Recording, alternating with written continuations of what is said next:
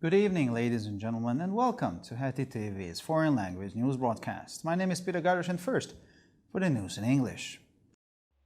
Hungary is under attack in the European Parliament over the case of the Italian woman detained in the anti-fascist case, underlined Fidesz MEP Balázs Hídrig in a post on his social media page. In a video statement uploaded on his social media page, the governing politician recalled that on Monday, the first item on the agenda of the plenary session of the European Parliament in Strasbourg dealt with prison conditions in Hungary, with special regard to the case of the Italian far-left activist Ilaria Salis, who travelled to Hungary with her companions a year ago and randomly attacked people on the street, brutally beating them to death and causing serious life-threatening injuries. This woman has been caught by the Hungarian police, is in custody, and is now being tried in court. He added. Balázs Hídrig, however, said it was absurd that the European Parliament was now calling Hungary to account for the allegedly poor prison conditions, the plight of the Italian woman, and the fact that she was handcuffed when she was brought to trial. The Israeli army has killed a Palestinian Islamic Jihad terrorist involved in the October 7 attack on the Nir Oz kibbutz in Deir al-Balah, in central Gaza, in an overnight airstrike, the Israeli Defense Forces reported Tuesday morning. The army also said that it continued fighting against Hamas terror operatives above and below ground in Khan Yunis in southern Gaza, as well as conducting raids in the northern and central parts of the Strip. Over the past days, soldiers killed dozens of terrorists and detained some 80 terror suspects in western Khan Yunis, including several involved in the October 7th massacre. French Foreign Minister Stéphane Séjourné visited Israel, where he held talks with senior political leaders. According to a report on Channel 12 last night, the foreign minister came with messages concerning French involvement on two fronts of vital importance to Israel. In a meeting with his counterpart, Foreign Minister Israel Katz, the issue of the 19 days of medicine delivered to the Gaza Strip was raised. Although France had guaranteed at the time of the agreement that evidence would be presented that the Israeli hostages held in Gaza had indeed received the medicines, in practice this has not yet happened. Minister Katz asked France to put pressure on Qatar, the mediator between the warring parties, to provide evidence. According to sources in the room, the French foreign minister replied that his country was already working on the matter and said that if it turns out that the medicine did not reach the hostages, there will be serious consequences. Farmers have blocked several motorways in the Netherlands protesting against the European Green Deal, which sets strict environmental standards, and against Dutch legislation that increases the administrative burden on Dutch farmers, according to the English-language Dutch news portal Dutch News. The report said farmers blocked several motorways in several parts of the Netherlands last night with their farm vehicles and made traffic at Dutch-Belgian border crossings difficult. Protesters burned hay bales and tree branches and scattered large amounts of rubbish, which was also set alight. The dumping and burning of rubbish poses a threat to health and the environment and can create dangerous situations on the road, the news portal quoted the police as saying in a statement. The fires are still being extinguished in the early hours of the next morning. And finally, for the weather in the evening, clouds will cloud over everywhere. Strong winds are expected across the country tomorrow. The temperatures will average around 3 to 8 degrees Celsius in the morning and 12 to 17 degrees Celsius in the afternoon hours. For further news, please visit our websites at www.hetitv.com or breuerpress.com. Thank you for your attention so much for the news in English, and now for the news in German.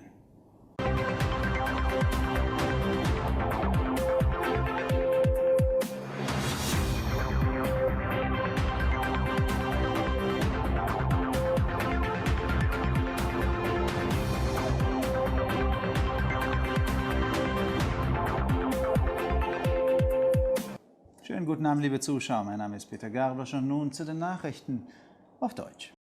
Ungarn wird im Europäischen Parlament wegen des Falles der inhaftierten Italienerin angegriffen, betonte der Fidesz-Abgeordnete Balázs Hídrig in einem Beitrag auf seiner Social-Media-Seite. In einem auf seiner Social-Media-Seite hochgeladenen Videostatement erinnerte der Regierungspolitiker daran, dass sich der erste Tagesordnungspunkt der Plenarsitzung des Europäischen Parlaments in Straßburg am Montag mit den Haftbedingungen in Ungarn befasste, insbesondere mit dem Fall der italienischen Linksradikalen Ilaria Salis, die vor einem Jahr mit ihren Begleitern nach Ungarn reiste und wahllos Menschen auf der Straße angriff, sie brutal zu Tode prügelte und schwere, lebensbedrohliche Verletzungen verursachte. Diese Frau wurde von der ungarischen Polizei gefasst, befindet sich in Gewahrsam und wird nun vor Gericht angeklagt. Balázs Hídrig bezeichnete es jedoch als absurd, dass das Europäische Parlament Ungarn nun wegen der angeblich schlechten Haftbedingungen, der Notlage der Italienerin und der Tatsache, dass sie in Handschellen vor Gericht gestellt wurde, zur Verantwortung zieht. Wie die israelischen Streitkräfte am Dienstagmorgen mitteilten, hat die israelische Armee in der Nacht einen palästinensischen Terroristen des islamistischen Dschihad getötet, der an dem Anschlag auf den Kibbutz Nir Oz in Deir al-Balah im Zentrum des Gazastreifens am 7. Oktober beteiligt war. Die Armee teilte außerdem mit, dass sie den Kampf gegen Hamas-Terroristen über und unter der Erde in Khan Yunis im südlichen Gazastreifen fortsetzte und Razzien in den nördlichen und zentralen Teilen des Streifens durchführte.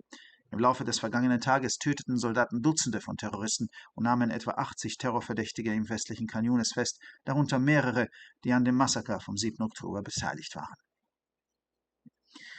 Der französische Außenminister Stéphane Séjourné besuchte Israel, wo er Gespräche mit hochrangigen politischen Vertretern führte. Einem Bericht des Senders Channel 12 von gestern Abend zufolge hatte der Außenminister Botschafter im Gepäck, die das französische Engagement an zwei für Israel wichtigen Fronten betrafen. Bei einem Treffen mit seinem Amtskollegen Außenminister Israel Katz wurde die Frage der 19 Tage lang an den Gazastreifen gelieferten Medikamente angesprochen.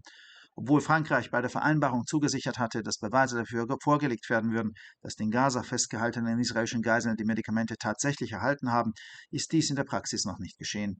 Minister Katz forderte Frankreich auf, Druck auf Katar, den Vermittler zwischen den Kriegsparteien, auszuüben, damit dieses Beweise vorlegt.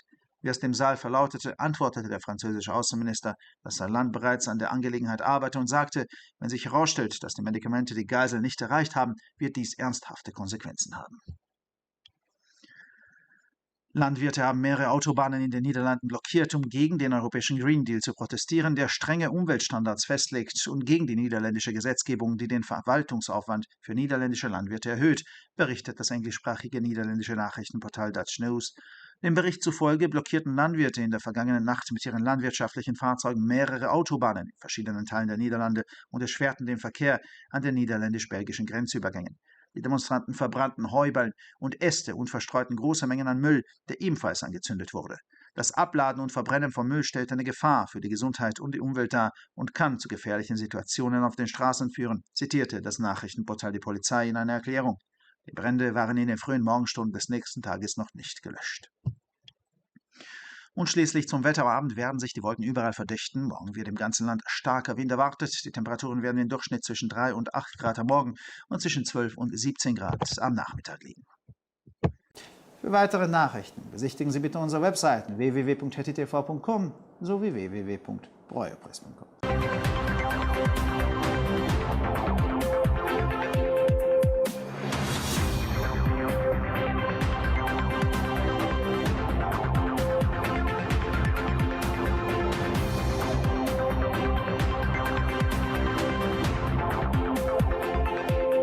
ערב טוב, גבירותיי ורבותיי, שמי אדם ברויר זאבי, ואלה הם החדשות בעברית. בפרלמנט האירופי יש מתקפה ללא התגרות נגד הונגריה, במקרה של האישה האיטלקייה שנעצרה בתיק אנטיפה, הדגיש חבר הפרלמנט האירופי בלאש הידוויגי בפוסט ברשתות החברתיות. פוליטיקאי מפלגת השלטון הזכיר בהצהרת וידאו שהועלתה לרשתות ביום שני בישיבת המליאה של הפרלמנט האירופי בסטרסבורג. הסעיף הראשון על סדר היום היה תנאי הכלא בהונגריה, בפרט למקרה של פעילת השמאל הקיצוני האיטלקית אילריה סאליס, שנסעה להונגריה עם חבריה לפני שנה, וברחוב הם תקפו אנשים באקראי, הכו אותם באכזריות וגרמו לפציעות חמורות מסכנות חיים. האישה הזו נתפסה על ידי המשטרה ההונגרית, היא במעצר, והליכי בית המשפט נגדה מתנהלים כעת. יחד עם זאת, בלאש הידוויגי כינה זאת אבסורדי שאחרי כל זה בפרלמנט האירופי, הונגריה נתונה באחריות לכך שלכאורה אין לה תנאי מאסר טובים מספיק, על כמה אומלל גורלה של האישה האיטלקית, ומדוע היא נכפתה כאשר הובאה למשפט. צה"ל הרג מחבל של הג'יהאד האסלאמי הפלסטיני שהיה מעורב בפיגוע ב7 באוקטובר בקיבוץ ניר עוז בדיר אל בלח, מרכז עזה, בתקיפה אווירית הלילה, כך דיווח הבוקר צה"ל. עוד נמסר מהצבא כי הלחימה נגד פעילי חמאס נמשכה מעל ומתחת לקרקע בח'אן יונס שבדרום עזה, וכן ביצעו פשיטות בצפון ובמרכז השטח. במהלך היממה האחרונה הרגו החיילים עשרות מחבלים ולכדו כ-80 חשודים בטרור בחלק המערבי של ח'אן יונס, חלקם היו מעורבים בטבח ב7 באוקטובר. שר החוץ הצרפתי סטפן סז'ורנה ביקר בישראל, שם נהיה שיחות עם מנהיגים פוליטיים בכירים. לפי הדיווח של ערוץ 12 אמש, שר החוץ הגיע עם מסרים הקשורים להשתתפות הצרפתים בשתי חזיתות בעלות חשיבות חיונית לישראל.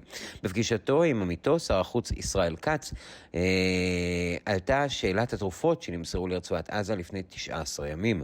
למרות שצרפת הבטיחה בעת כריתת ההסכם כי תציג ראיות לכך שהחטופים הישראלים המוחזקים בעזה אכן קיבלו את התרופות, הדבר עדיין לא קרה בפועל. השר קץ ביקש מצרפת להפעיל לחץ על קטר, המתווכת בין הצדדים הלוחמים על רקע העדויות.